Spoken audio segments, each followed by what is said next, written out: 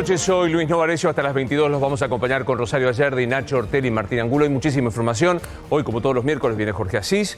Va a estar Claudia Piñeiro. Un orgullo conversar con Claudia Piñeiro, una de las escritoras intelectuales más interesantes. Viene del exitazo del Reino. Habitualmente, y esto es una decisión personal, no suelo incursionar en el registro del editorial. El editorial es lo que estoy haciendo en este momento. Pararme frente a una cámara o sentado frente a una cámara y hacer una opinión personal que no compromete ni a mis compañeros, ni a este programa, ni a esta empresa. ¿Por qué no lo hago? Por varios motivos. Creo que primero está muy transitado el editorial, por gente muy talentosa. Y en algunos casos siento, y esto solo me comprende a mí, que el editorial es un acto demasiado narcisista de escucharse a sí mismo. Hoy voy a transgredir esto y me quiero tomar este tramo para decir que creo que merece un comentario editorial porque estamos frente a una crisis enorme en la política argentina que yo titularía, como lo vengo haciendo desde hace tiempo, estamos frente a un presidente banal que hoy me parece se ha adentrado en las aguas del vacío del poder. Me apuro rápidamente a decir que creo que hay modo institucional de resolverlo, incluso con el propio Alberto Fernández, que terminará su mandato dentro de 2 años y algunos meses. También no hago comentario editorial porque creo que la realidad es tan tremenda, y trasgredo una charla con uno de los directores de esta empresa, que alguna vez me dijo, intentemos acompañar a la gente con la información, con la mirada crítica, pero sin agregar adjetivos a algo que es muy dramático, que es la realidad argentina. Quiero decir que vivimos en un país periférico, con 50% de pobreza, con una inseguridad que no se toma en cuenta, con una inflación del 50%, con 1 de cada 2 pibes de 16 años pobre. Entonces, si vos esto le agregás adjetivos, creo que también contribuís a algo que es a un desánimo que en lo personal yo no quiero desarrollar. Y sin embargo, voy a transgredir esta norma y voy a hacer este comentario editorial. Estas primeras imágenes que hoy se han repetido del cumpleaños de Fabiola, en realidad no agregan nada más que una cuestión emocional a lo que gravemente ya sabíamos. Esto que vos estás viendo en este momento es poner en movimiento algo que fue reconocido por una foto y que luego fue reconocido por el presidente de la Nación, que ahí estás viendo en este momento. Por lo cual, ¿por qué genera tanto impacto? Porque aparte del video, pasaron y pasan cosas mucho más graves. El presidente de la Nación mintió, faltó a la palabra. Y esto supone varias cosas. Sin el video, ya había cometido una ilegalidad, que era violar el propio decreto que le había publicado. No solo violó este decreto, que ya per se es un delito en el ejercicio de las funciones, sino que mintió varias veces. Negó la primera foto, dijo que era un fotomontaje, dijo que era un brindis hecho por mi querida compañera Fabiola. ¿Por qué me detengo ahí? Porque tampoco es un brindis. Es una cena a la que se sentó el presidente de la Nación durante un largo rato, como duran las cenas, es decir, que volvió a faltar a la verdad.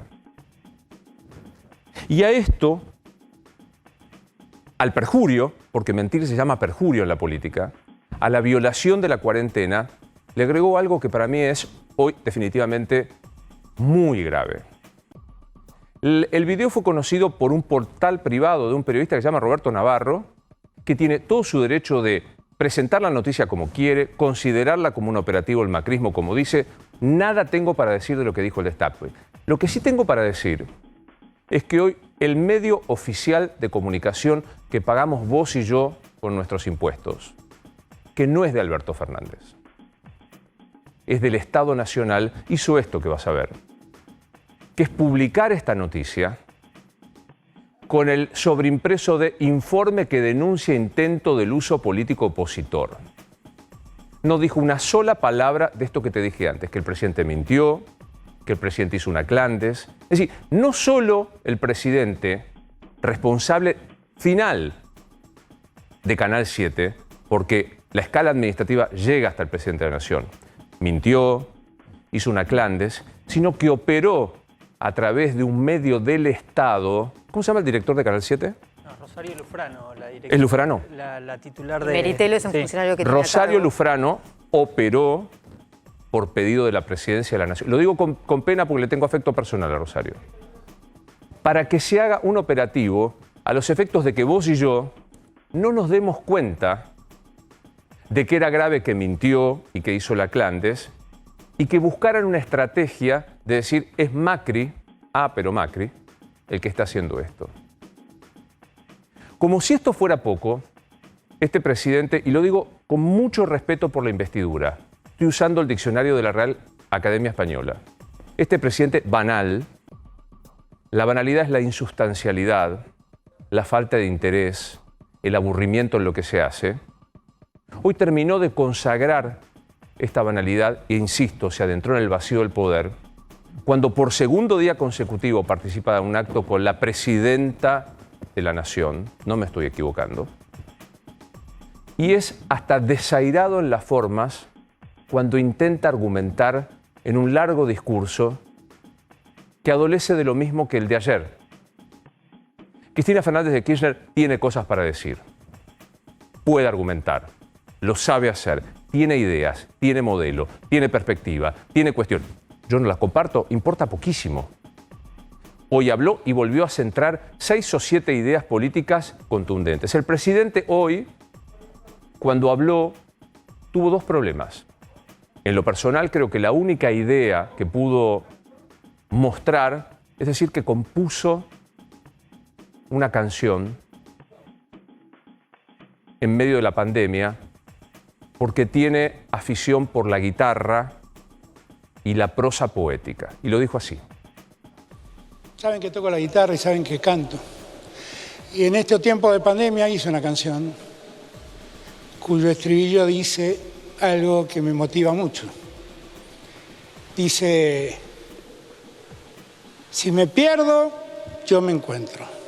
Si me caigo, me levanto. El secreto en esta vida es seguir cantando. Y nosotros seguimos cantando, pese a todos los que nos pegaron, pese a todas las veces que nos lastimaron, pese a todas las piedras que nos pusieron. Nosotros seguimos acá, de pie. Me parece que esta es la máxima demostración de la banalidad del ejercicio del poder que hace el presidente de la Nación. Estamos en medio de un panorama que ya describí en varias oportunidades, de crisis económica, social, de seguridad. Estamos en medio de una crisis política que él se autoinfligió, porque mintió e incumplió la ley. Y hoy, como única idea fuerza, esto es una opinión, contó que con su guitarra compuso una canción en el medio de la pandemia. Y por si alguna duda cupiese de esta banalidad y de este vacío de poder en el que se sumergió el propio presidente de la Nación, como pasa en cualquier lugar del planeta, cerró el acto hasta que sin ningún tipo de respeto por los propios, digámoslo, por la propia, pasó esto. Y en la pandemia, mientras todos discutían qué hacer con las grandes fortunas, un día Máximo vino a verme y me dijo, mirá, solamente en los gobiernos donde gobiernan las grandes mayorías es que las minorías adquieren derechos, porque si gobiernan las minorías solo se reconocen a sí mismas. Es exactamente como dice Cristina, es exactamente así. ¿Te imaginas a Kamala Harris interrumpiendo a Biden? Al vicepresidente de Brasil interrumpiendo a Bolsonaro. Ahí hay una imagen que por razones de edición no se ve, que es cuando está hablando el presidente y la doctora Fernández lo interrumpe, se ve una cara de impacto de Máximo Kirchner, como diciendo, está hablando el presidente, pero es que cuando alguien se instala en lo banal, carece de respeto. ¿Se puede solucionar? ¿Qué se puede hacer? Porque hoy yo escuchaba, bueno, ¿qué se puede hacer? Yo creo que se pueden hacer cosas. No sé con qué efecto. Porque de la banalidad y del vacío del poder no sé cómo se vuelve. Desconozco, no soy un experto en la política. Sí sé que el presidente que cometió un ilícito debería hacerse cargo. Su esposa, su compañera, se presentó voluntariamente ante la justicia para ponerse a disposición del juez que investiga esto. El presidente no lo hizo. Fue hasta más digna la actitud de Fabiola Yáñez respecto a Alberto Fernández de presentarse ante la justicia para que se aclare esta posibilidad. Respecto de la mentira, es bastante difícil corregirla. Algunos gestos podrían dar la impresión de que se intenta corregir. No pidió perdón, se lo lamentó, no fue sincero a la hora de asumir el tema. Debería cuanto menos tomar un acto ejemplar, hacer cesar de toda actividad pública a su compañera que hizo esta cena clandes en Olivos y decir, luego de esto he decidido que la tradición de que la primera dama cumpla funciones hombre de Estado y todos sus asesores cesan ipso facto. Ahí está la cara de Máximo que yo decía. Cuando el presidente tiene que, casi como microfonista, alcanzarle el micrófono a quien ejerce el poder. Además, el presidente que incumplió una ley debería resarcir a los 14.000 ciudadanos que fueron imputados penalmente por violar la cuarentena, el aislamiento, la dispo o lo que fuera. Y respecto de la pérdida de la autoridad de la palabra y el vacío de poder, no se me ocurre de qué manera podría hacerlo un presidente que ha banalizado el poder ejecutivo. Suele decirse que hay dos tipos de autoridades. La de origen, la como uno llega a este lugar, y esto es indiscutible, Alberto ganó por las urnas, y la del ejercicio, que es la que se va revalidando día a día con los actos de gobierno. No tengo claro cómo el presidente podría tener 2 años de una presidencia no banal y no vacía de poder. Estoy seguro que con operaciones como las que se quiso hacer desde el canal público, para que Gus y yo creyéramos que es más importante saber quién filtró el video y no la clandes, si responde a un partido político y no la violación de un decreto, no funciona. Martín Rojas, buenas noches, ¿cómo estás? ¿Qué tal, Luis? Buenas noches para todos. Y estamos aquí en la Casa Rosada porque después de este acto que encabezó el presidente Alberto Fernández y del que participó la vicepresidenta Cristina Fernández en el Estadio Único de La Plata, también hubo otra presentación pública del jefe de Estado, en este caso para presentar la primera reunión del Comité Censista, el censo que se va a realizar en mayo del próximo año, el 18 de mayo, y estuvieron presentes algunos ministros que de alguna manera respaldaron al presidente en esta situación que se está viviendo después de conocido el video y las fotos del cumpleaños de la primera dama Fabiola Yáñez. La verdad es que no quisieron hacer referencia ninguno de los que participaron, solo estuvieron 2 gobernadores, el gobernador de Neuquén y el gobernador de Entre Ríos, Gustavo Bordet, y sí estuvieron presentes varios legisladores, integrantes del gabinete, entre ellos el jefe de gabinete, Santiago Cafiero, y el titular del INDEC, Marco Labaña. Pero te repito, Luis, la verdad es que no quisieron hacer mención sobre lo que trascendió en las últimas horas, el video de esta fiesta dada en julio del año pasado. Gracias, Martín. Nos quedamos ahí, por supuesto, en Casa de Gobierno. Veamos con Nacho y con Rosario el off y el on de lo que está pasando. ¿Qué repercusiones hay, Nacho? Sí, efectivamente, Luis, esto fue, digamos, un llamado de Alberto Fernández a Rosario Lufrano, titular de Radio y Televisión Argentina, que está a cargo de Canal 7, lo que decía Rosario. Francisco Meritelo es el que está a cargo a nivel global de todos los medios públicos, pero Rosario Lufrano tiene a su cargo, entre otras cosas, la televisión pública.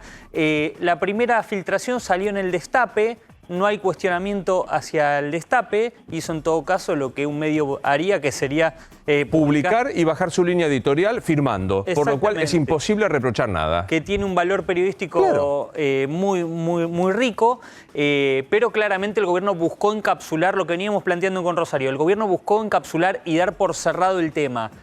¿De qué manera? Bueno, anticipándose a lo que sabían en el gobierno, estaba circulando. Hay quienes dicen que había fuentes del gobierno que sabían que Guadalupe Vázquez, la colega que difundió la foto que de alguna manera destapó el escándalo, tenía el video. Guadalupe, efectivamente, después de que sale el video en el Destape, claro, publica ella un video propio. O sea, hay 3 videos. Uno lo publica Guadalupe posteriormente al Destape y enseguida la televisión pública, media hora después, se hace eco de lo que fue esta publicación del Destape. Pero déjame subrayar algo de lo que acabas de decir. decir, el presidente le pide a Rosario Lufrano que use un medio público del Estado para sentar una posición personal sobre el video. Esto en la Casa Rosada no fue blanqueado así, es lo que pude averiguar yo, Luis. No es que la Casa Rosada admite esto, de hecho había desconcierto en la Casa Rosada por cómo cómo se había orquestado lo que fue la estrategia para dar por cerrado el tema. Sí había una intención del gobierno de controlar daños, se había hecho un repaso desde la semana pasada hasta el día de hoy de qué podía surgir nuevamente, y ahí hay distintas voces, Luis. Tal vez acá Rosario tenga más información también para ampliar, pero la información que yo tengo es que hay funcionarios que creen y están convencidos de que hay más fotos y más videos, no de este encuentro, sino de otros, y hay quienes dicen, no, ya está, esto termina acá. Pero sí está la disyuntiva de qué puede pasar de acá a la elección. La intención del gobierno era que no, de alguna manera, controlar que se filtrara ahora y no que se filtrara en la semana previa a la elección. Bien, ¿Rosario? Sí, el control de daños me parece que es una vieja práctica de comunicación que utilizan todos los gobiernos ante una crisis. Yo no sé si funciona el control de daños en esta etapa de redes sociales, de tantos medios. Me parece que quedó obsoleto esto de decir, bueno, nosotros hacemos control de daño, damos la publicación primero y lo controlamos. Yo no sé hasta dónde el gobierno va a poder controlar esto. Si bien es cierto que se difunde mucho antes de lo que quizás otros medios querían difundirlo, no sé hasta dónde sirve este control de daños con este video en la sociedad. Totalmente. Bueno, me tengo que acomodar los pantalones porque se me suben los pantalones. Entonces no me sacan de cámara, lo voy a hacer ante Claudia, que me va a entender. Hay veces que las casualidades, yo no creo en las casualidades, son fantásticas. Y esta es una. Porque estaba previsto que viniera Claudia Piñeiro, para mí una de las mejores, si no la mejor escritora que tiene la Argentina en este momento. Aparte de una mujer interesantísima, siempre a la hora de escucharla. Y llega hoy, que viene multipremiada, viene con premios en Gijón, viene con el reino que tiene. La verdad que vengas hoy me va a ayudar a pensar. Gracias por venir, Un placer verte, realmente.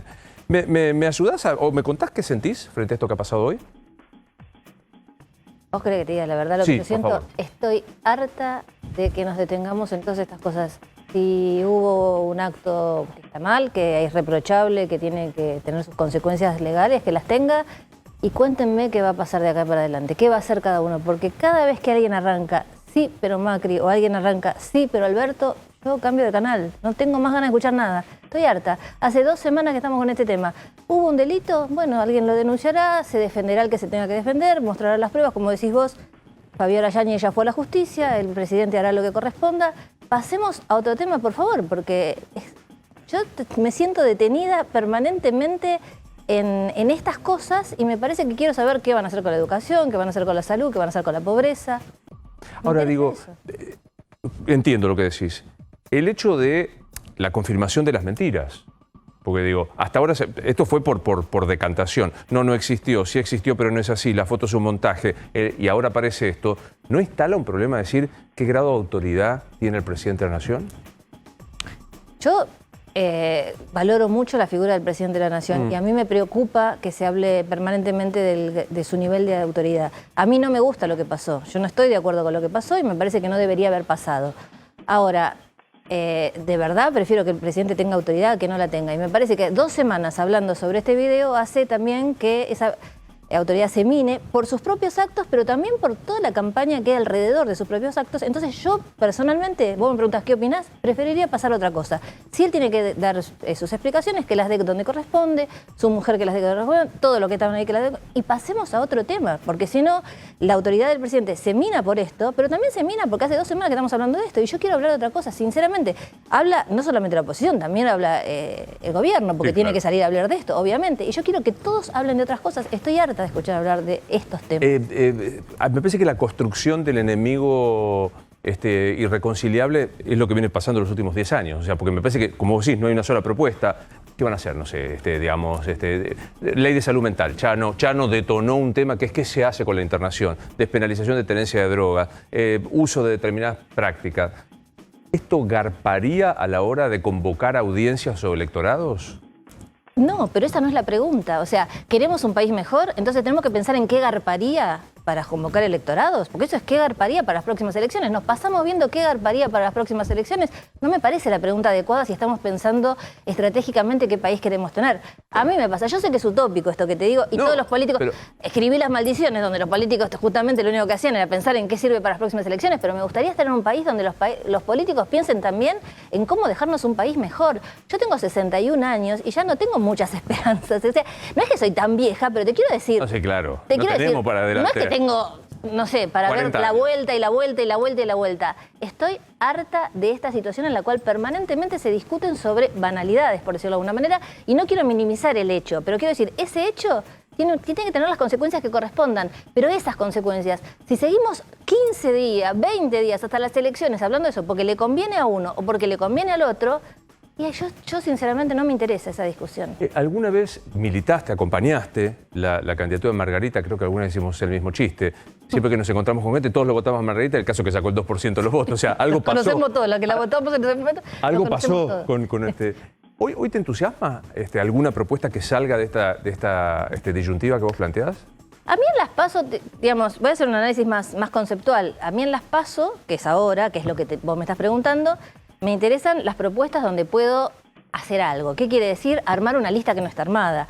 Eso no quiere decir que después eso sea exactamente igual al voto que yo haga definitivamente cuando sea en octubre, creo que son las otras, Sí, ¿no? en noviembre. Noviembre. Sí. Pero ahora en septiembre a mí me interesaría que mi voto aportara en alguno de los lugares donde votar significa armar una lista mejor a la que ya viene armada por consenso dentro de los ámbitos políticos que las arman. Me interesa más eso para las PASO. Está arrasando de audiencias, me explican, en Netflix, El Reino. Es muy difícil hacer esta pregunta porque no quiero spoilear nada de la serie que súper recomiendo y que ayer terminé de ver con un laburo de texto increíble y con actores como Peretti, Duplá, Mercedes Morán, bueno, no quiero olvidar a Peter Lanzani y todos ellos. Y vos ahí planteás un tema que es cómo la política, la macropolítica, puede diseñar a un candidato de acuerdo a lo que se necesite. Ah, mira, ahí me están diciendo, está Joaquín Furriel, el Chino Darín, bueno, el Dire. Digo, es como una reflexión de lo que está pasando en este momento, salvando las distancias de la coyuntura que plantea el Reino. ¿Y ahí cómo te parás? Sí, nosotros cada vez que pensamos el Reino lo pensamos como una ficción que es un ¿qué pasaría si? ¿No? Porque en toda la región uno ve que hay determinados contactos entre ciertos partidos políticos y ciertas iglesias. No quiere decir que sean todos los partidos políticos y todas las iglesias, pero digamos, el caso de Brasil es muy paradigmático en ese sentido, ¿no? Y nosotros empezamos a escribir esta historia antes de que Bolsonaro ganara en Brasil, y cada vez que estábamos escribiendo sentíamos que nos pisaba los talones y que entonces todo lo que habíamos escrito, él hacía una cosa más descabellada o más jugada políticamente en el peor de los sentidos de lo que estábamos escribiendo. Digo, en la región hay un vínculo cada vez más estrecho entre las iglesias y el poder. No todas las iglesias, pero en Brasil claramente la iglesia evangelista, pero Yáñez en Bolivia, cuando entró en el golpe de Estado de Bolivia, entró con la Biblia. Y Bukele en El Salvador, cuando hizo el autogolpe y entró al Congreso con los militares para clausurar el Congreso, entró con la Biblia. Entonces hay algo de esa relación entre las iglesias. Y no hablo de los creyentes. Lo creyente, digamos, cada uno puede creer en el Dios que quiera, en la iglesia puede participar de la iglesia que quiera. Digo, en los poderes de ciertas iglesias que se juntan con los poderes porque combinan agendas con ciertos partidos políticos, me parece que es algo de la región interesante para pensar en nuestro país el qué pasaría si, ¿no? Claro. Y entonces, bueno, esto es una ficción, esto no está pasando en la Argentina. En algún momento, cuando analizaba lo de Brasil con Andrés Malamud, que me lo encontré de casualidad en un viaje en Portugal, porque él vive en Portugal, que es un gran politólogo, él me decía, no, en Argentina esto no puede pasar. Él estaba muy preocupado porque era junto, iban a hacer las elecciones en Brasil. En la Argentina no hay otra composición social, otra composición educacional. Es muy raro que pase algo así, pero vos ves algunos movimientos y decís, bueno, es tan raro, pasará, no pasará. Y se nos ocurrió con Marcelo pensar bueno, ¿qué pasaría si? Total. Ahí veía alguno, bueno, allí está Peretti, que es el protagonista, y veía también a Mercedes Morán, que hace un laburo descomunal realmente. ¿Hay inspiración de alguien? Yo veo en Mercedes Morán, no voy a decir quién, pero ¿hay alguna inspiración de alguna dirigente actual? No, mira, nosotros las inspiraciones de ellos mismos, porque vos fíjate, con Marcelo pensábamos esta pastora y este pastor, ¿no? Y cuando escribíamos las escenas para la pastora, lo que pensábamos era, ¿te imaginas cuando Mercedes Morán haga esta escena? Y nosotros ni sabíamos si iban a contratar a Mercedes Morán, no sabíamos si Mercedes Morán iba a poder hacer ese papel. Con Peretti nos pasaba algo parecido. Escribíamos las escenas y decíamos, ¿te imaginas cuando lo hagan? Y después tuvimos la suerte que con la producción de Netflix y de KIF cayese, se consiguieron la mayoría de los actores que habíamos pensado. Pero la verdad que lo pensamos en términos de actores, no de políticos. No me parecen tan atractivos los políticos para pensarlos dirigiendo una Está como medio descreído. No es que estás así como fascinada. ¿Y qué político pondrías a hacer una ficción como esta? No sé, me parece que estos personajes son más interesantes, tienen más claroscuros, tienen más... no sé, tienen más futuro para una segunda temporada. Veo, sin embargo, o sea, este hartazgo que decías al comienzo del dar vueltas sobre el mismo tema, pero no sé, es una percepción, una cierta expectativa que tenés positiva por el futuro del país. ¿Puede ser o me equivoco? Yo, en el fondo, siempre tengo una posición positiva. Creo que las elecciones parlamentarias permiten meter en el Congreso gente que piense más o menos como uno, ¿no? O sea, porque digamos, cuando vos elegís al presidente es otra cuestión, pero cuando vos tenés que elegir una composición parlamentaria es otra cosa. A mí siempre me gustan los partidos de izquierda, me parece que es muy importante que la tercera fuerza sea de izquierda y no de ultraderecha en la Argentina. Y yo creo que no lo sé, todavía no lo definí, pero yo voto en la provincia de Buenos Aires y muy probablemente vote en esa digamos, posibilidad, que es votar entre distintos partidos de izquierda. Lamentablemente hay otros que no combinaron y no se metieron. Hubiera sido ideal que estuvieran todos, no lo están. ¿Pero por qué? Porque me parece que yo ahí voy a poder mantener un porcentaje de... O sea, la izquierda necesita tener una base para poder entrar al Congreso. Claro. No es que si no entra. Y además, cuando vos votás, sabés que el que estás votando va a ser, no sé, Romina del Pla, que a mí me cae súper bien y con la cual trabajé muchísimo con el tema del aborto. Y no, digamos, una lista donde hay 10 de los cuales 6 no podés votar, claro, ¿no? Que es lo que te pasa en general. Incluso en algunas que se pueden votar, digamos, para combinar, esa combinación siempre está así, ¿no? Es bravo. Quiero sumarlo a Nacho y a Rosario, que ha traído su último libro, Después de Catedrales vino esto, que está editado por Alfaguara, y que es una recopilación de textos tuyos que tiene que ver con el teatro, ¿verdad? El teatro, sí. Y esto es interesante, porque digo, el cine y la tele te han acercado, y el teatro... ¿Sigue siendo un lugar atractivo el teatro para discutir ideas? Para mí es la escritura más política, por lo menos para mí, ¿no? Me parece que tenemos una tradición de teatro político desde teatro abierto en adelante, muy importante, y tenemos grandes autores de teatro que nunca le han hecho como nunca han tenido reticencia en tener que contar lo que hay que contar. Me encanta el teatro en ese sentido, porque además sigue siendo una ceremonia comunitaria, ¿no? O sea, uno va al teatro y es una ceremonia comunitaria. Lo que me parece atractivo de que una editorial como Alfaguara publique un libro de teatro es que se perdió un poco la costumbre de leer teatro. ¿Vos te acordás que nosotros leíamos a Tennessee Williams, Arthur Miller, Ibsen, Chekhov, García Lorca? García Lorca, que justo, si no me equivoco... ¿Se está discutiendo ahora? No, hoy es el aniversario. Sí. Hoy leí sobre el tema sigue la duda de la muerte, ¿no? Bueno, porque salió por el tema... Claro. Pero lo que quiero decir es que se perdió la costumbre de leer teatro. Y vos podés leer teatro como si fuera una narración, como un cuento. Vos te vas contando tus propias voces. A mí me parece extraordinario leer teatro y me parecería buenísimo que las editoriales empiecen a publicar nuevamente teatro de tantos autores, D'Artagnan, Cartoon, Tolkachir, qué sé yo, Spregelburg tiene un montón, todos tienen un montón publicado, pero quiero decir que se siga publicando autores nuevos. Me parece que el teatro, no sé...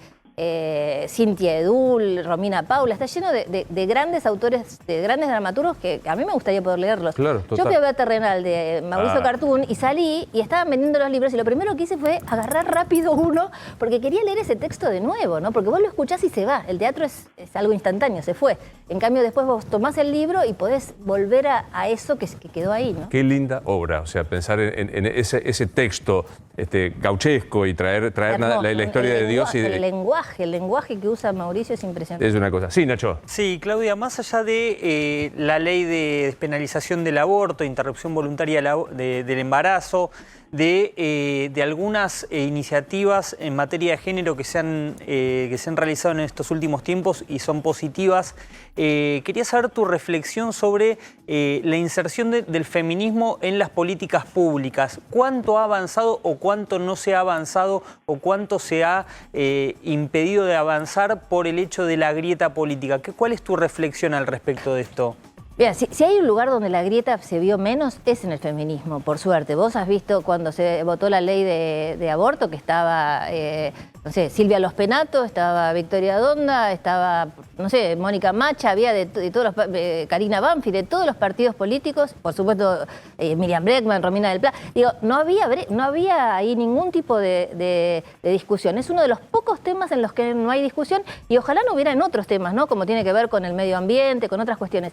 Yo creo que ahí se pueden seguir haciendo cuestiones transversales y demostrando que uno puede dejar un rato la cuestión no política. Me acuerdo, por ejemplo, Brenda Austin, ¿no? Lamentablemente no está ahora en ninguna de las listas, es una pena. Son grandes cuadros políticos que han trabajado tremendamente por esa ley y que podrían seguir trabajando por un montón de leyes nuevas para las mujeres que tienen que ver con los cuidados, con la violencia de género. En violencia de género se ha avanzado poco, lamentablemente. Se ha avanzado, ¿no? Poco. O sea, se ha avanzado mucho en cuanto al deseo, pero las muertes siguen existiendo, entonces ahí hay que seguir trabajando, ¿no? Sí, me preocupa primero no tener fecha de la segunda temporada del Reino. La estamos le agarró esperando, como un ataque de ansiedad. La estamos esperando todos, pero ¿te sentiste sorprendida por lo que te pasó y lo que pasó con Catedrales, ahora recientemente premiada? ¿Creías que iba a ser esta obra tan importante para tu carrera? ¿Es tu libro más importante o crees que es otro? Obviamente siempre es el último. Fue un libro que me dio muchas alegrías, eso sí, ¿no? O sea, el premio de Dashiell Hammett a mí me pareció importante como género, ¿no? Que el género negro, que la novela negra y un festival que siempre fue muy masculino vote una novela negra centrada en los crímenes cometidos contra las mujeres de alguna manera, o la situación muy del feminismo, me pareció muy interesante también como cuestión de lo que se va moviendo, ¿no? Y después a mí me dio muchas alegrías porque el libro salió muy cerca de la pandemia, del aislamiento, ¿no? Entonces, en ese momento uno dice, bueno, ¿qué va a pasar con este libro? La gente no lo va a encontrar en las librerías. Y sin embargo había gente que se lo había llevado y me empezaban a escribir y gente que después, viste que las librerías enseguida encontraron esta fórmula de ir y tocarte el timbre, dejarte el libro. Y fue una comunicación impresionante como no me pasó con ningún otro libro. Yo creo que porque la gente estaba muy a flor de piel, yo también tenía más disponibilidad para escuchar y fue impresionante. Y lo que pasa ahora con el Reino también es impresionante, ¿no? Porque nunca nos pasó... Mirá, ¿querés ver mi teléfono? O sea, gente insólita que me escribe, che, pero ¿confirma o no confirma que hay segunda temporada? ¿Hay segunda temporada? Sí. Habrá que preguntárselo a Mr. Netflix, pero digamos, la voluntad está. Dame el teléfono. La voluntad está. Dame el teléfono ya mismo que me ocupo de... No, pero digo, ¿sabes qué fue muy impactante? Que sí, me parece interesante. Tanto Marcelo Piñeiro como, que es el alma, el showrunner, no sé, el todo de esta serie, como a mí nos pasó con alguna otra cosa que tuvimos muchos lectores o muchos espectadores. A él le pasó, por ejemplo, con Tango Feroz, que fue una película que tuvo un recorrido tremendo. Y a mí me pasó con Las Viudas de los Jueves. Ahora, todo eso se dio en una cantidad de tiempo. No es que en 3 días todo el mundo había leído Las Viudas de los Jueves y en 3 días todo el mundo había visto Tango Feroz. Claro. Y acá fue como una cosa impresionante y además mensajes, como decís vos, de los más insólitos. Por ejemplo, no sé, el Pollo Sobrero, que puso un tuit donde me arrobó, y yo no es que hablo de series habitualmente con el Pollo Sobrero. No. O como, bueno, tampoco digamos, todo bien, pero digo, no estoy acostumbrada a hablar. Y como él, digamos, un montón de gente del arco político ¿sabes qué también muy lindo? Muchos colegas, muchos escritores, muchos guionistas, muchos directores contentos porque a una ficción nacional hecha con producción de Cayese, que es una productora nacional, por más que Netflix es la que pone la plata, por decirlo de alguna manera, pero fue todo trabajo para gente que vive en la Argentina, técnicos argentinos, Miguel Cuán, que es el otro director, los actores que son extraordinarios, es como un seleccionado de actores. Y estaban todos contentos porque nos fue bien y muchos que te dicen gracias, esto es muy bueno para la industria, gracias, esto es muy bueno para que nos vean en otros lugares. Sin ánimo de spoilear ni de presionar, pero digo, no importa qué, las 2 manitas casi tomadas es una invitación a la segunda temporada. Yo lo que digo es que el que quiere ver esta temporada con un cierre lo tiene. Ahora, que estos personajes tienen futuro, creo que tienen futuro, y sobre todo hay muchos personajes secundarios a los cuales los trazamos con un peso muy grande y no pudimos todavía desarrollar su historia, como puede ser Sofía Gala, o como puede ser Alfonso Tori, Vicky Almeida. Hermosa actuación de Sofía Gala. Son todas actuaciones de personajes secundarios, Santiago Koroski, ¿no? Son todos secundarios que son buenísimos. Y vos decís, quiero ver más de estos, haceme el spin-off de alguno de estos. Hoy veíamos impresionados que en Un jardín de infantes hay 6 abusos de menores. La serie recorre el tema del abuso e insisto, no vamos a spoilear. ¿Hubo una inspiración desde dónde? ¿De la mera creación de la ficción o qué datos tomaron para hablar de esto? Mira, yo vengo de una familia católica, creo que vos también, ¿no es cierto? Y nosotros sabemos muy bien que existen los abusos.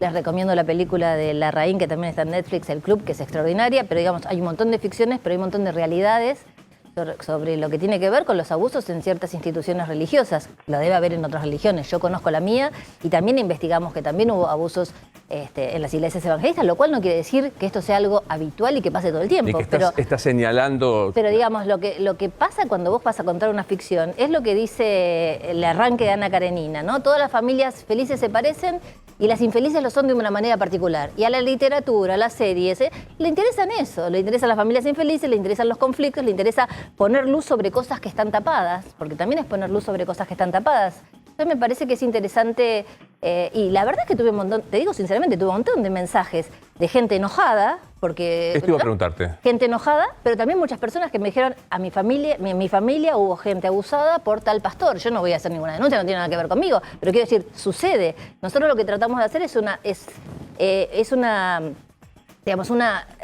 historia verosímil, ¿no? Yo, suponete en catedrales, es una historia verosímil. Sí. Eso no es verdad. Las catedrales no es verdad, el reino no es verdad, nada es verdad, porque todo es ficción. Ahora, sí. La política es verdad, ¿no? Claro. Después volvemos a lo mismo.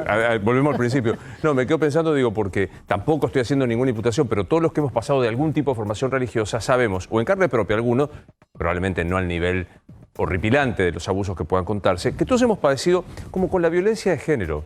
Es impactante, vos hablas de violencia de género y escarbás en alguna mujer, todas las mujeres han pasado por algún tipo de estigma, abuso verbal, molestia, y que el movimiento feminista ha puesto de manifiesto, como me parece que esto sucede, ¿no? A mí me llamó la atención cuando alguna vez algunos varones, uno le decía, no conozco una sola mujer a la que no le hayan tocado la cola en el colectivo, y te miran así como diciendo, no. Y vos decís, no, Rosario, o sea, es una cosa, digamos... No sé. Estaba dada. Era imposible subirte a un tren o un colectivo y bajarte inmune, digamos. Sí. O ir a colegios religiosos en donde algún chico no hubiese dicho el cura me hizo tal cosa, el pastor me hizo tal otra, que estaba naturalizado, porque aparte vos como lo decías en tu casa, para que te creyesen a priori, o sea, había como una cosa fenomenal. Hay algo en la serie que no se puede contar, no puedo decir nada. Ya contaste demasiado. Yo no la vi, así que por favor... No, pero no te enteraste de nada. Vamos al corte y lo hablamos entre los tres. Que el mayordomo es el asesino, no tenés la menor idea. Pero digo, del orden de lo místico, sobrenatural, que me pareció súper interesante y que me pareció muy rico desde el lado tuyo. Es más del lado de Marcelo, porque Marcelo es mucho más bueno que yo. Él es el bueno, viste que siempre está el policía bueno y el policía malo. Él es el bueno, yo soy la mala. Dudo. No, y él, a mí me parece que eso es un gran logro de Marcelo, ¿no? Porque yo siempre lo tenía como, ¿te parece, Marcelo? Y es algo que agradece muchísimo a la gente, porque es una cuota de esperanza también, ¿no? Ante tanta oscuridad, tanta cosa oscura, tener esa sensación de que, bueno, a lo mejor hay algo que funciona, ¿no? De todo esto que uno cree. Hay personajes que son creyentes genuinos, digamos, absolutamente comprometidos con la fe y que son personajes hermosos como el de Tadeo, que es Peter Lanzani, ¿no? O sea, me parece que todo eso le da mucha alegría a la serie también. Contame de cocina, porque yo te vi en algunas fotos con los auriculares puestos, escuchando cómo se perfila, cómo se cambia, porque el actor aporta también muchísimo. ¿Y cómo contenés o torcés un poco la historia? Mira, yo te digo que nosotros... Y no es por quedar bien con nadie, es impresionante lo que hemos podido tomar de los actores, ¿no? Tenemos la suerte de que muchos de estos actores que están en la serie son actores que son lectores, que les gusta meterse dentro del personaje, que les gusta saber quién es ese personaje, por más que a lo mejor lo que tienen que decir es mucho menor a lo que nos están preguntando. Y tuvimos mucha devolución de ellos con respecto a su propio personaje. Y una cosa que sucedió es que nosotros grabamos un tercio de la serie antes de que sea la pandemia. Después nos tuvimos que guardar hasta septiembre y cuando volvimos a grabar en septiembre tuvimos que reescribir varias escenas porque había escenas que no se podían grabar con el protocolo vigente. Claro. Cuando las reescribíamos, sabíamos mucho más de esos personajes porque ya los habíamos visto, porque ya esos actores se habían apropiado de ese personaje y le habían puesto otras cosas que ellos habían visto que podían tener y que los habían hecho crecer. ¿Sentís que hay, yendo un poco más a esto que decías del feminismo, comparto con Darío Stanraiver que el feminismo y quizá el ambientalismo son de los únicos dos movimientos verdaderamente revolucionarios que hay? ¿Que hay una corriente, una movida contrafeminista muy importante en nuestro país? O sea, que hay como empezar a pegar a algo que molesta, que perturba. Bueno, no es empezar, nos han pegado siempre, digamos. O sea, hace un tiempo el CONICET hizo un estudio sobre las 4 mujeres más agredidas en las redes y una era yo, ¿viste? Que tampoco es que hago tanta cosa rara, pero que les molesta si decís del aborto, si no sé qué. Bueno, me parece que al feminismo, y no es por ponerme a mí, yo una pavada frente a lo que le han hecho a otras. Quiero decir, han habido agresiones a todas nosotras de una manera tremenda y después Almodóvar pone el afiche con el pezón y se lo bloquean en Twitter. Pero a nosotros nos pueden decir cualquier cosa, nos pueden mandar videos con amenazas solapadas, porque nadie te lo dice así directo, porque ya saben cuáles son las reglas de las redes, como para que no se las clausuren. Pero sin embargo vos te asustás y decís, sí, me callo un poquito, ¿no? O sea, golpes contra el feminismo ha habido siempre y lo sigue habiendo. Y ahora vos fíjate que cada vez que pasa algo te dicen... ¿Y vos no saliste a defender a tal? ¿Y vos no saliste a defender? Ahora, había un chiste en estos días muy gracioso que eran 4 mujeres llegando a Kabul y acá estamos el feminismo, que también nos piden que vayamos, que viajemos a Kabul. O sea, sí, firmamos memorándums, un montón de cosas, pero digamos, parece que en todas las cosas, todo lo que no pudo solucionar durante años y años y años el patriarcado, ahora llegamos nosotras y hola, acá estoy y tenemos que solucionar todo. Me parece que es un poco exagerado. Bueno, como somos lectores de Piñeiro, ¿su libro favorito? Catedrales. Catedrales. Ortelli, deje de pelearse con los políticos en el chat. Ortelli se está peleando. Ortelli, ¿quiere elegir algún libro? No. Igual el último, vamos. No, a mí, Catedrales, yo tengo una debilidad por Una suerte pequeña, por Betty Boo, por Elena Sabe. Elena, ¿le contaste lo de Elena? No, después le voy a contar. Elena es un alter ego que tengo por otra cosa, pero Elena Sabe, bueno, ese es uno de los textos más molestos en el comienzo y que tiene un viraje. Claudia sabe que yo soy lector, me pasó, contemos este cuento y te despido. Yo terminé de leer Una suerte pequeña y lloré muchísimo. Y salí a la calle y me la encuentro en el barrio, que estabas haciendo las compras, y casi que le hice un reclamo, porque claro, pero recomiendo cualquier cosa, Claudia Piñeiro, lean esto, lean Elena Sabe, Betty Boo, lean Catedrales, lean... me tengo que pedir que nuestra productora Eliana es fanática tuya, así que te voy a dejar este libro para ¿Cuánto vale una heladera? Exactamente, lean Cuánto vale una heladera, que es teatro. Se te admira mucho. Bueno. Gracias, de verdad, Claudia, es muy amable. Nacho, me voy a Martín Rojas, que está en Casa de Gobierno. ¿Qué pasa, Martín?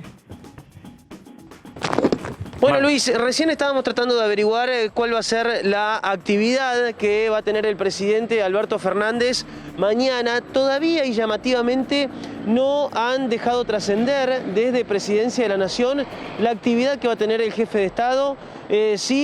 Todavía hay funcionarios que están dentro de la Casa Rosada y después de que se difundiera este video de la fiesta de cumpleaños de Fabiola Yáñez, lo que sabemos nosotros es que el presidente se encontró con algunos de sus funcionarios más cercanos tras el acto, porque el video se difundió cuando él estaba encabezando el acto en el Museo del Bicentenario y bueno, después hubo un encuentro y según lo que dejaron trascender en los pasillos de la Casa Rosada, dan por sentado que no se va a hablar más. Por lo menos es lo que dijeron desde el entorno del presidente. No quieren hablar más de lo que pasó en julio del año pasado. Gracias, Martín, muy amable. Me voy un segundo a Rosario porque hay preocupación por la variante Delta y la circulación local sin contacto con el extranjero. Sí, sobre todo en Capital Federal. ¿Qué es lo que pasó en las últimas horas? Bueno, las autoridades pudieron identificar que hay 5 casos de la variante Delta que se contagiaron y del cual no hay nexo epidemiológico con el exterior. Recordemos que todavía no hay circulación comunitaria en el país, que se retrasó el ingreso de la variante Delta. Si bien hay más de 100 casos a nivel nacional, por ahora no está la circulación comunitaria, por lo cual esto empieza a preocupar, se empieza a investigar qué es lo que pasa con estos 5 casos. Recordemos que hace 10 días también se habían encontrado y no se descubrió que haya circulación comunitaria. Ahora, este nuevo informe pone sobre la lupa justamente estos 5 casos. ¿Por qué? Porque no hay ningún nexo epidemiológico en la ciudad de Buenos Aires de viajantes o de algún contacto que haya tenido con estos viajantes. Se empieza a ver circulación de comunitaria de la variante Delta. Estamos en un nivel de casos bajos de contagios de coronavirus, por lo cual puede empezar a preocupar. Lo que sí están seguros en el gobierno es que finalmente, ¿te acordás que se pensaba que el 12 de septiembre, el día de las elecciones, podía estar la tercera ola, podía empezar a subir los contagios? Ahora estamos a 20 días más o menos de las elecciones, por lo cual no se espera que finalmente la tercera ola o el pico de la tercera ola con una variante Delta que va a dar muchos contagios, pero poca cantidad de fallecidos con respecto a lo que conocimos de la segunda ola, llegue para el acto eleccionario que va a ser el 12 de septiembre. Bueno, me voy a ir a charlar con Jorge, así, pero hay una aclaración que me parece que es bueno hacer y que nos va a servir también para charlar con Jorge. Sí, Nacho. porque tiene que ver con el tema del día. Aclara el secretario de Comunicación y Prensa, Juan Pablo Biondi, que es mentira que Alberto Fernández llamó a Rosario Lufrano. El que contó eso mintió y aclara. y esto para mí es central, fue una decisión periodística del canal, Luis. Claro. Fue una decisión periodística del canal. Habrá que consultar a las autoridades del canal, ¿no? Bueno, como decíamos, ¿no? O sea, como Rosario Lufrano y demás explicarán este tema. Mi querido Jorge Asís, ¿cómo estamos? Mi amigo Rosarino, ¿cómo anda usted? Yo asumo que vos tenés que ver en la digitación de esta situación, porque cada miércoles que llegamos hay una bomba que estalla. ¿Qué clase de bomba es la que estalló hoy? Previsible, se esperaba. Mira,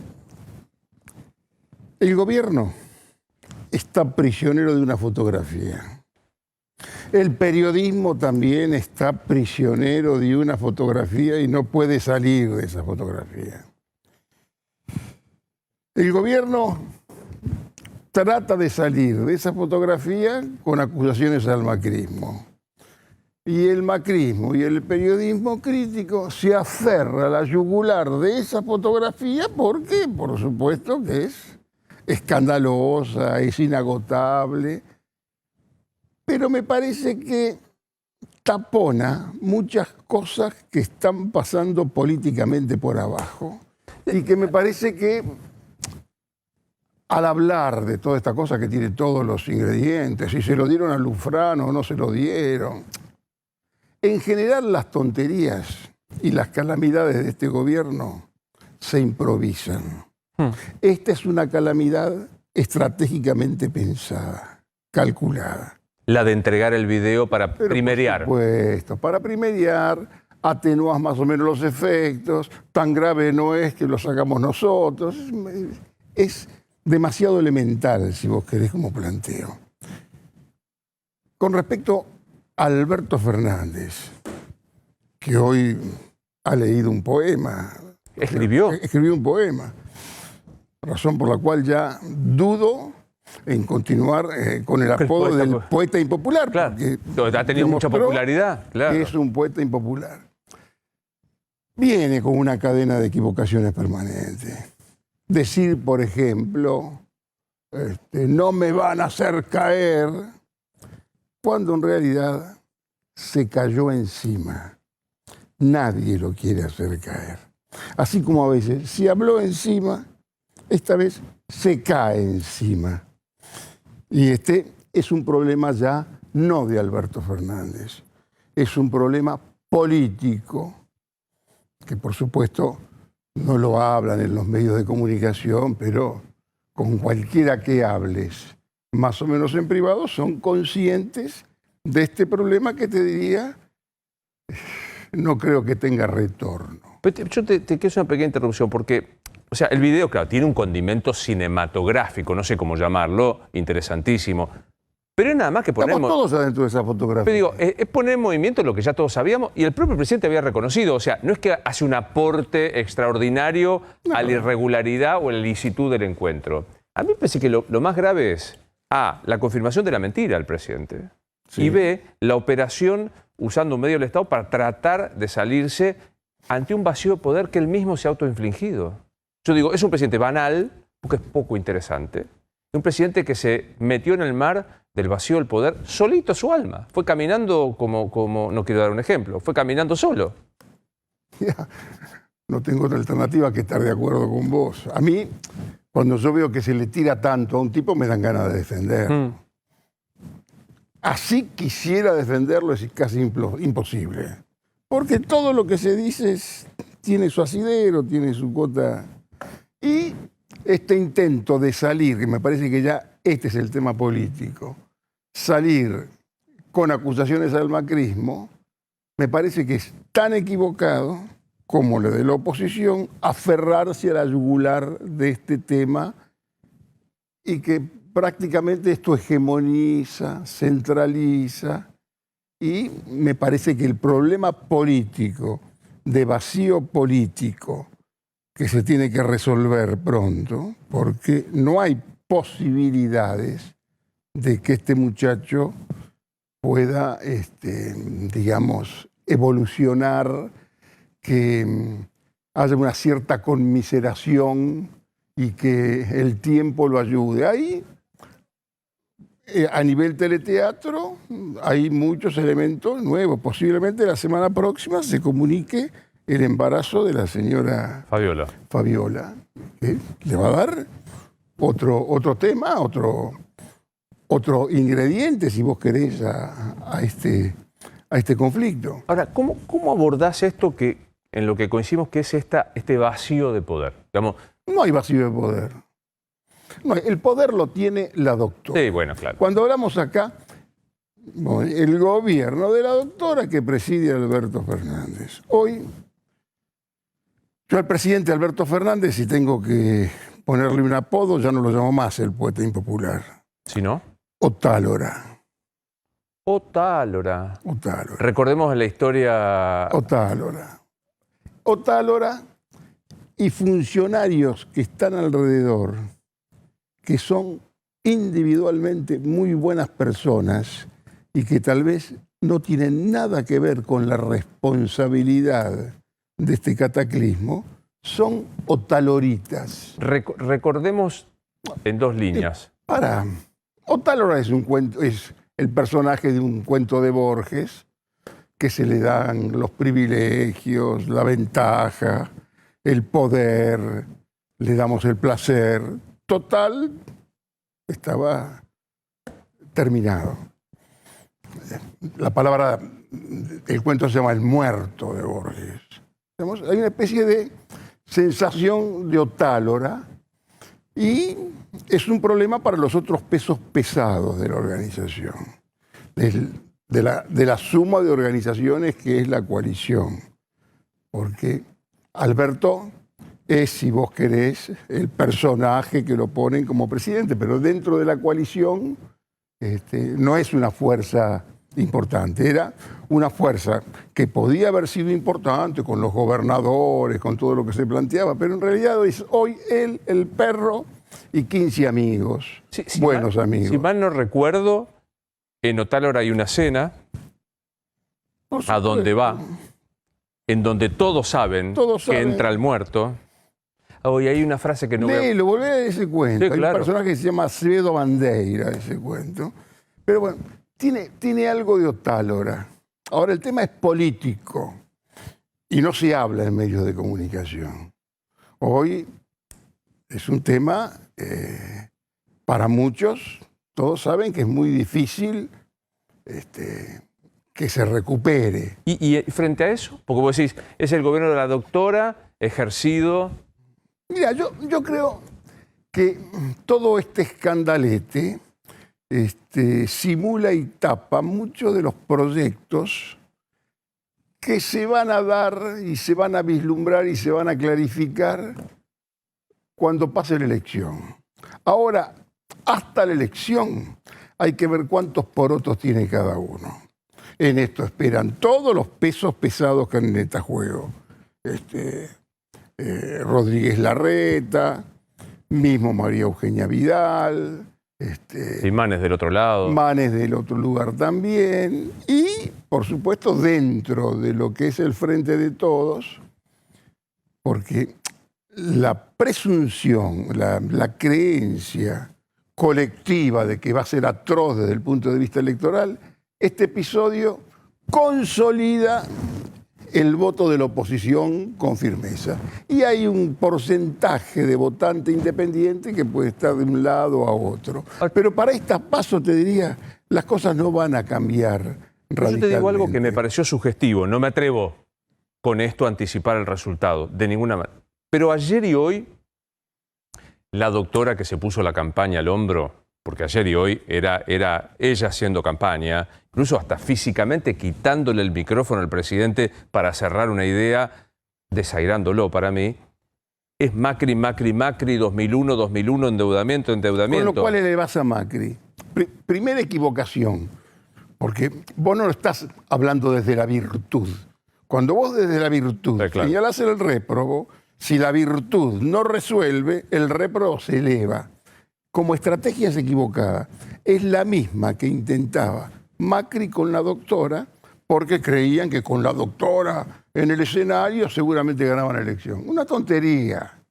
Ahora, ponerlo a Macri, casi te diría que a Macri le puede convenir.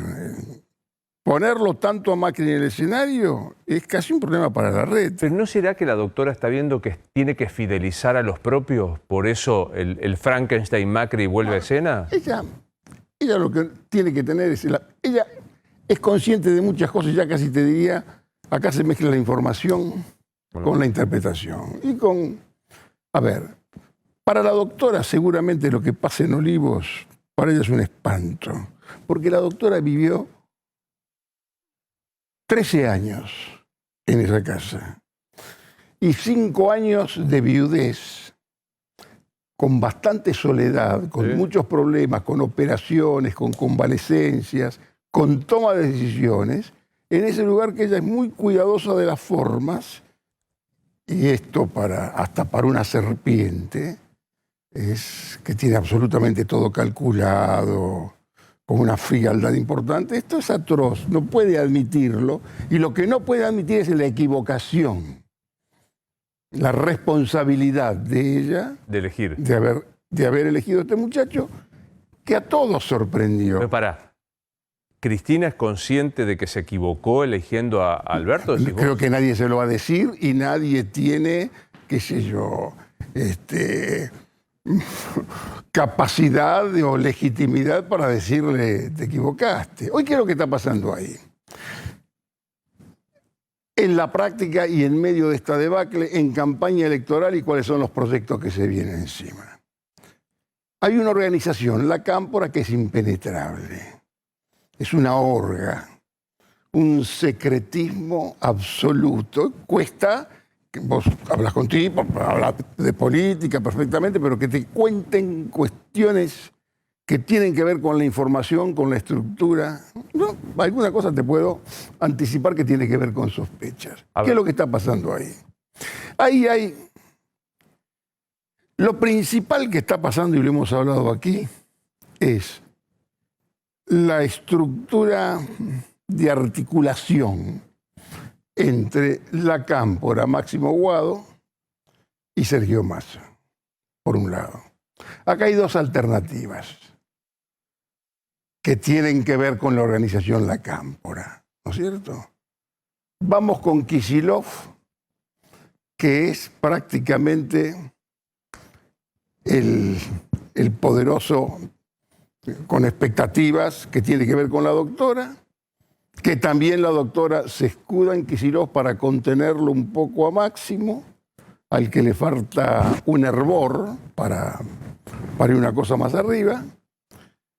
O se va con Kicillof o se estimula la alianza con Massa. Mientras todos hablan de que nos vamos a Venezuela, ahora van a decir Afganistán también, simultáneamente se prepara, y algo que nadie te lo va a decir, seguramente todos me van a desmentir, después de las elecciones se habla de la posibilidad de dos grandes ministerios. Dos grandes ministerios. Sí. Uno que concentre todo lo que es economía, desarrollo, crecimiento, producción, con otro que tenga que ver con trabajo, fuentes de trabajo, y absolutamente orquestado. ¿Para qué se piensan qué es lo que está en el aire? Dos superministerios, uno para Máximo Kirchner, y otro trabajo, y otro para Massa. Incluso se habla de Massa ejerciendo ese ministerio. Por supuesto. El momento de decisión aquí tiene que ser de Massa. Aparte, cuando en el peronismo a vos te quieren elevar para un cargo, lo primero que tenés que pensar es a quién quieren poner en tu lugar. Claro. Esto me parece, esta cosa así, fuerte, larvada, y este intento para los últimos 2 años de gobierno ir, y yo creo que la gran discusión es qué tipo de capitalismo vas a tratar de encarar. Si acá tenés una buena articulación, desarrollo social, trabajo, en algún momento hay algunos proyectos que tienen que ver con la cuestión agraria, que creo que en cualquier momento se van a lanzar. En momentos en que los tipos están con más seriedad en materia de proyectos, aparece esta fotografía y nos metemos todos adentro de la fotografía y no podemos salir de la fotografía. Pero pará, porque vos decís, me parece súper interesante esto. Ahora, vos planteaste algo. La doctora sabe o nadie se le anima a decir que se equivocó y Alberto... Me atrevo yo a decirlo y se lo dice, lo puede decir Guillermo Moreno. De pronto, no es que se equivocó, de pronto se desencantó. Desencantó. No porque puede creer... nadie pensaba que este muchacho iba a tener, y que se iba a querer recitar poemas en un acto como el de hoy, al que no debía asistir, porque era un acto que tenía que ver con la provincia de Buenos Aires. Está claro. Este muchacho está con la inseguridad de querer estar presente, que le parece... Y eso es peor. Uno, lo que tenés que hacer a ese muchacho es bajarte un obvio, poco. pero tan obvio como háblame, no hables. Te consigo un buen brujo, alguien que te relaje un poco, que cambien un poco algunas cosas. Pues está bien, pero digo, la doctora desencantada y el presidente sin autoridad, ¿cómo armás un gabinete, los dos gabinetes, los dos ministerios, qué sé yo qué? ¿Cómo resolvés este problema de... se cayó sobre sí mismo, ¿cómo dijiste? Se cae encima. No es que lo quieren hacer caer, se cae encima solo. ¿Y cómo resolves eso? Bueno, yo ya no te vengo a articular y a decir cómo va a ser todo esto. Va a seguir, será decorativo, no será decorativo, se enganchará, pero es un momento donde el gobierno tiene proyectos... y que se ponen a hablar los chicos de la cámpora, ya no son los chicos de la cámpora. Los chicos de la cámpora son señores casi cincuentones, 46, la edad prácticamente del poder, que tienen una muy fuerte organización, ocupan espacios importantes y se sienten ahora solemnemente con una especie de responsabilidad. ¿Vos decís que te van a desmentir la posibilidad de que Massa sea el ministro? No, desmentir no sé si me lo van a desmentir. Es algo que se dice. Máximo también ministro. Sí. Si van como proyectos son los dos juntos, porque lo que sostiene este gobierno es la articulación. Porque hoy a la doctora le sirve más Massa, que tiene que ver con la derecha, que todos los muchachos que están colgados de ella y que hablan de una revolución imaginaria, en la práctica, que no tiene sustento. Ni siquiera la riqueza del lenguaje de la doctora. Pero un ministerio sería producción, economía, comercio todo exterior, lo que tenga que ver con desarrollo, energía. Claro. Y el otro sería trabajo. Trabajo, desarrollo, seguridad social. Donde arrancó Perón. Una Máximo especie de secretario al Ministerio de Perón y Coso, ¿cómo se llama el Ministerio de Economía de Perón? ¿Cuál de ellos? Me lo olvidé. No importa. Bueno, no importa, hubo varios. Sí, pero el mítico ministro que incluso Perón refería por el diminutivo. Bueno, no importa. Pero vos decís, sería esto, un nuevo gabinete. Es una configuración de nuevo gobierno para una etapa y para ver cómo se sale. Y por supuesto con una muy buena orquestación, con el ministro, si vos querés, más amigo de Alberto, que tiene que ver con desarrollo social. Porque acá, mientras nosotros hablamos de la fotografía, hoy Buenos Aires fue alfombrada de protesta. Alfombrada de una protesta que no es una protesta que el gobierno controle. Acá tenés hoy una interna en lo que tiene que ver con el pobre, que yo con elegancia le puedo decir el desposeído, palabra que en realidad no corresponde, porque un desposeído significa que en algún momento pudo haber poseído algo. Pero bueno, la palabra pobrerío, que se utiliza en lenguaje técnico, me parece muy despectiva. Hoy, en todo ese espacio vos tenés una interna muy, muy fuerte, que es la que se tiene que desarrollar en estos momentos, que las velitas de Fabiola y el feliz cumpleaños y si está o no está y centralizar en esa postal queda de costado. Acá tenés un problema con la fundación, con la agrupación Evita, los intendentes, la cámpora, que tienen que ver también en este lugar, y simultáneamente la izquierda, que tiene razones. La izquierda tiene mucho más que ver con el lenguaje de la miseria y que te pasa lo que te pasó hoy. Ahora, es como que el problema estructural fuerte de Argentina casi pasa inadvertido.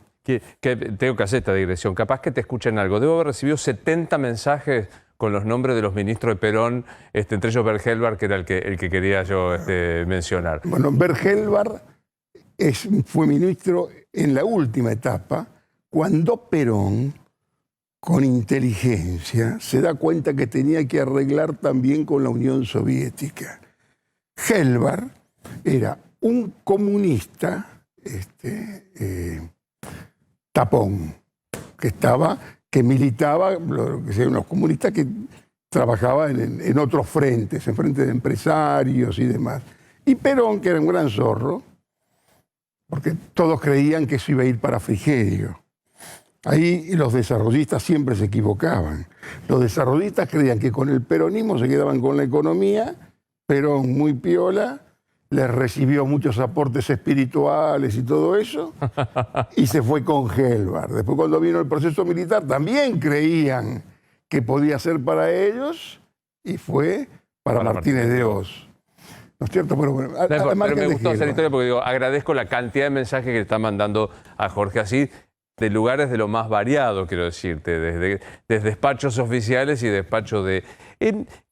compartís, vos decías que es un error estratégico azuzar el fantasma de Macri. Por supuesto, yo que Macri les pago a todos para que sigan insultándolo a él. Que según Ortelli, desde Juntos está el operativo Escondamos a Mauricio. No, no hay tal operativo. Y te voy a decir más.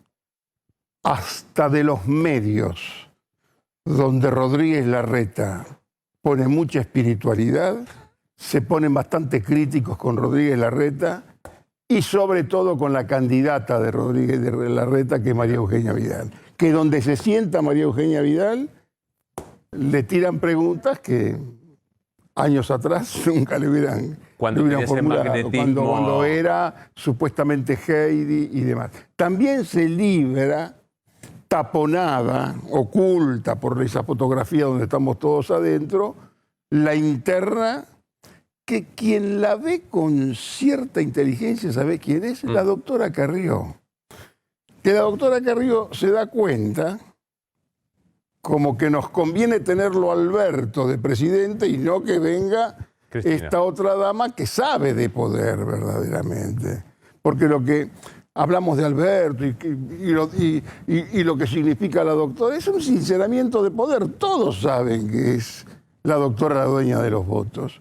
Razón por la cual yo creo que no hay vacío de poder. Ahora, tenés claro que formalmente es imposible en esta Argentina de hoy. Primero que no va a pasar, que el presidente va a cumplir su mandato como tiene que cumplirlo, y etcétera, etcétera.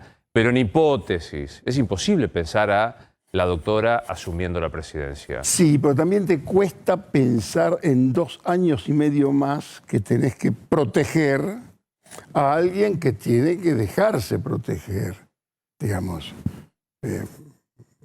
Es él el que directamente tiene una tendencia, si vos querés, al papelón, como decía Abelardo Ramos, pronunciada tendencia hacia el papelón, que no podés pararlo. Hoy vos tenés que tener una cierta credibilidad.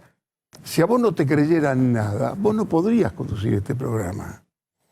Sí, te voy a robar la metáfora. Esta pronunciada tendencia a caerse encima. Caerse encima, y sí. Me parece de una... Fue caerse encima y casi te diría una irresponsabilidad, porque eso, la foto, es muy notoria, es indefendible. Y los pretextos también fueron... Y tipos propios dijeron sensateces. Delía, por ejemplo. Mira, información. Él volvía en avión de Olavarría, cuando hace este lamento, que él en realidad se lamenta, sí, no se pide disculpa. Disculpas, lamenta. Le habían preparado un papel, le habían preparado un discurso, y él, por su creencia de que es un buen comunicador, dejó todos esos papeles y se puso a hablar, Y él se sorprende cuando le dice, mira, te están matando en las redes sociales porque entregaste a Fabiola. No puede ser, yo no entregué a Fabiola. Pregunta a los suyos y le decía en las redes sociales. Se tomó de esa manera. Cuando vos querés lamentarte y la arruinás, decís, mira, hermano, no estás en un momento especial para tener tanto protagonismo. ¿Y quién le dice eso? Nadie.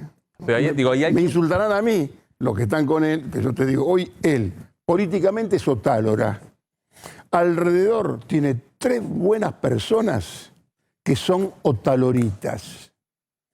Otaloritas es Santiago Cafiero, que si hubiera especulado, es una buena persona, buen tipo y no tiene culpas aquí. Ese muchacho, si hubiera aceptado ser candidato a diputado en primer lugar, tenía tiempos de campaña, pero un pibe bien, pintón, buena persona, no tiene... Vito Velo, ¿quién le van a tirar a Vito Velo? Si no es Vito Velo el culpable. Vito Velo es el que va a decidir si el presidente puede hacer una fiestita o no. Y la tercera... El pibe Biondi. El pibe Biondi ¿qué me tengo que meter yo en los romances que puede tener algún tipo? Buena gente, Biondi. Pero por supuesto. Por eso te digo que son 3 buenas personas que están... otaloritas que están al lado de un otálora que está en banda. ¿Quién está en condición? Porque la doctora asumo que no se lo debe decir. Mira, la doctora pasa mensajes. Digamos, acá hay una gran diferencia y esto sí que esto es interpretación. Digamos, ella tiene una dimensión política diferente. Cuando pasa todo esto, ella va al Patria, se sienta en el Patria y dice, ay, 1 año y medio sin venir al lugar donde más me gusta estar. ¿Qué mensaje te está pasando? No soy yo. Es él. Es esto. ¿No es cierto? Pues dice, pone orden. Lo banca, pero mientras lo banca dice, pibe, pone orden. Es que lo trata de así. Esta era mi discrepancia con mis compañeros. Digo, sí lo bancó. Pero al final le dijo, poné orden, hacé lo que tengas que hacer y anda para adelante. Eso es casi como decirle a un empleado o a un... Anda para adelante, no te enojes. Lo peor que te puede pasar en la política y que se vea que estás enojado, que estás golpeado y que no tenés razón. Y cuando no tenés razón y cuando ves que hasta tuyos, es un momento... Para un poco de meditación, bajar el nivel de protagonismo. A lo mejor estás en un excelente momento. Podés ser padre, si tenés suerte desde el punto de vista médico, por algunos problemas que no tiene sentido ventilar aquí. Podés tener una buena noticia. Dame una última reflexión de la reacción del titular del Maxi Kiosco, que ante la pregunta de María O'Donnell, de una amiga, respecto al juicio político, dijo, no me parecería. Tiene razón. Pero aparte... ¿Pero para su electorado duro? Sí, para el electorado duro muy bien, pero eso se llama onanismo político.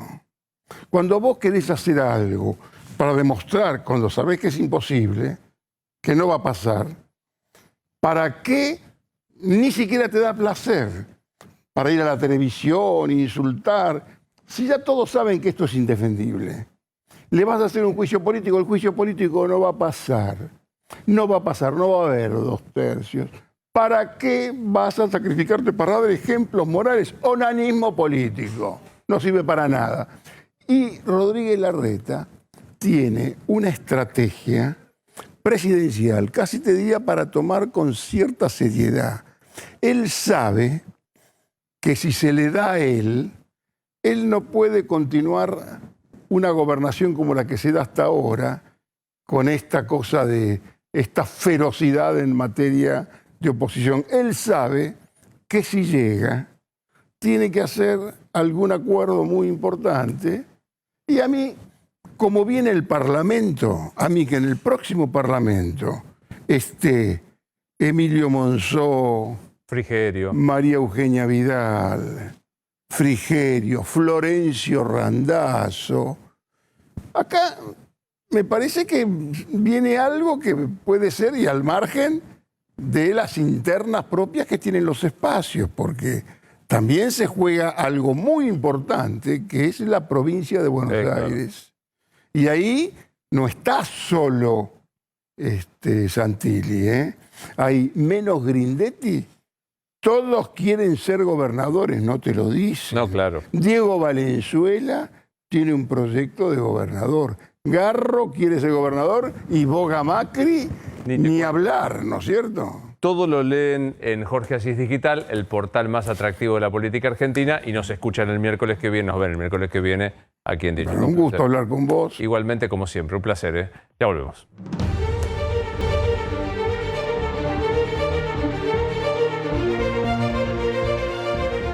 Un así devoto lector de Claudia Piñeiro. Me pasó todos los ministros de Juan Domingo Perón, un activo Martín Angulo, que ahora va a hablar del memorándum de entendimiento. Buenas noches, señor. ¿Cómo le va?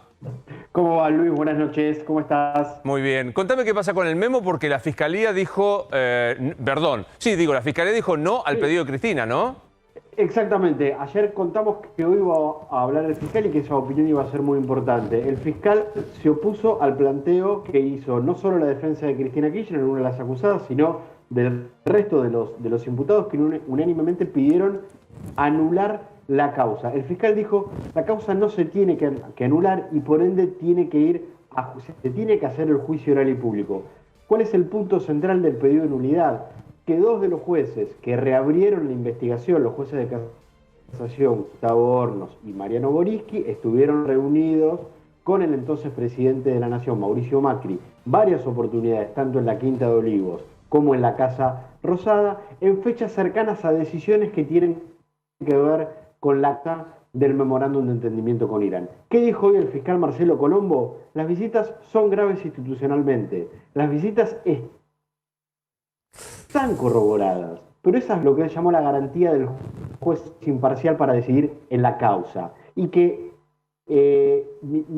tampoco se puede demostrar con esas visitas que los jueces actuaron ante un pedido concreto de Mauricio Macri. Por lo tanto, pidió rechazar los pedidos de nulidad que hicieron las defensas. Sí, el fiscal hoy, y esto es algo que no ocurre habitualmente, presentó una denuncia para que se investiguen a los jueces Hornos y Boriski a partir de lo que fue una publicación del portal El Cohete a la Luna, que planteó que en una reunión en Casa Rosada el juez Boriski asesoró supuestamente a la DAIA, una de las organizaciones judías que es querellante en la causa. Esa denuncia la hizo hoy el fiscal Marcelo Colombo. La audiencia que se preveía que terminaba hoy con lo que planteó el fiscal va a seguir la semana que viene. Sí. Porque te imaginas, Luis, todas las defensas salieron a decir, queremos contestar lo que dijo el fiscal, entendemos que lo del fiscal es incorrecto, entendemos que hay muchos puntos que el fiscal no trató y el tribunal dispuso que el próximo miércoles